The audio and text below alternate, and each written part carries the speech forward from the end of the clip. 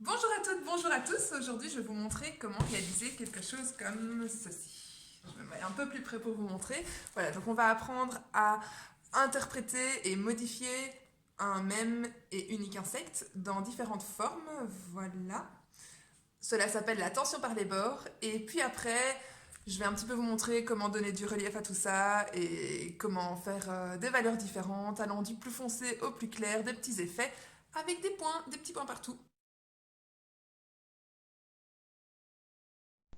Au niveau du matériel, pas besoin de grand-chose, il vous faut simplement l'image d'un insecte, une feuille de brouillon, un crayon, une gomme, un papier cartonné, lisse de préférence, pas besoin de grains, des feutres ou un seul, ça suffit aussi, et alors du papier cuisson pour servir de calque. La tension par les bords, c'est quoi? C'est quand on a une forme et qu'on veut que notre sujet prenne cette forme. On va l'élargir, on va le modifier jusqu'à ce qu'il touche chacun des bords et qu'il ressemble de plus en plus à notre forme. Ici, je vais faire une interprétation de mon scarabée pour lui donner une forme rectangulaire. J'ai fait 2 fois le même rectangle pour vous montrer qu'en fonction des modifications que j'apporte, on peut avoir des résultats totalement différents. Pourtant, c'est le même insecte de base et la même forme finale. En rose, vous pouvez voir le thorax réalisé de 2 manières totalement différentes. Et puis là, en mauve, les pattes. Je tente l'expérience avec plusieurs formes jusqu'à trouver quelque chose qui me plaît. J'aimais vraiment bien la version circulaire de mon insecte, je décide donc de la refaire sur une autre feuille de brouillon à l'échelle voulue. Et comme ça, je pourrai décalquer et remettre enfin sur ma bonne feuille. L'avantage avec l'insecte, c'est qu'il s'agit d'un sujet symétrique, donc il suffit de faire un seul côté et puis après de le reporter de l'autre côté en effet miroir. Voilà, maintenant que notre croquis est fait, on va passer au petit point.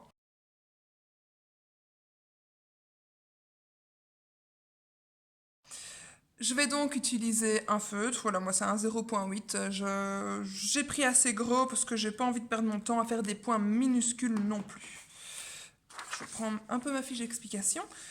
Voilà, au plus vos points sont proches, évidemment, au plus cela sera foncé. Et au plus ils sont éloignés, au plus vous aurez un résultat clair. Donc par exemple, je reprends mon modèle. Dans ces régions-ci, je vais évidemment faire des petits points très serrés, alors qu'une zone comme ceci, je vais peut-être faire plutôt des points très espacés. Je peux aussi faire un dégradé en allant de très serré à de moins en moins serré. Ça, c'est par exemple quelque chose que je vais utiliser dans la zone ici. Voilà, là. Je vois que c'est foncé et que ça dégrade vers le clair.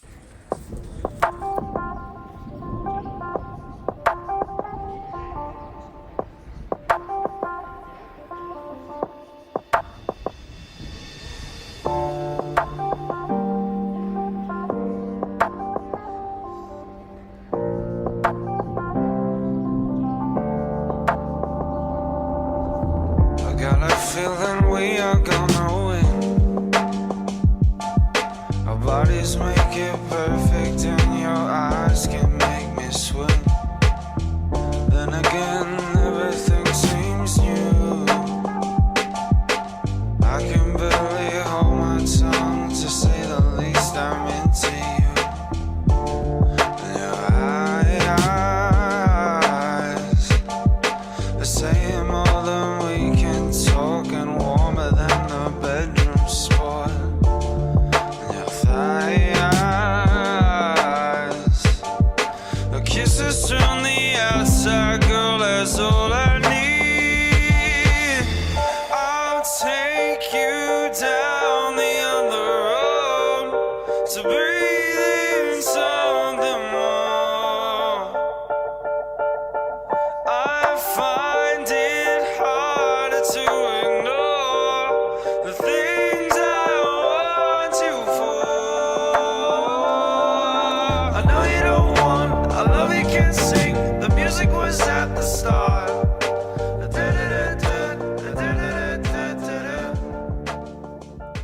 Voilà, vous savez à présent réaliser un insecte. En tout cas, vous savez l'interpréter graphiquement grâce à la technique de la tension par les bords. Et vous savez le mettre en valeur, ou plutôt jouer sur les valeurs, avec un style de technique de pointillisme. Si jamais vous testez ceci, n'hésitez pas à nous montrer, on aime vraiment bien voir ce que vous faites. À une prochaine. I know you don't want, I love you can't sing. The music was at the start.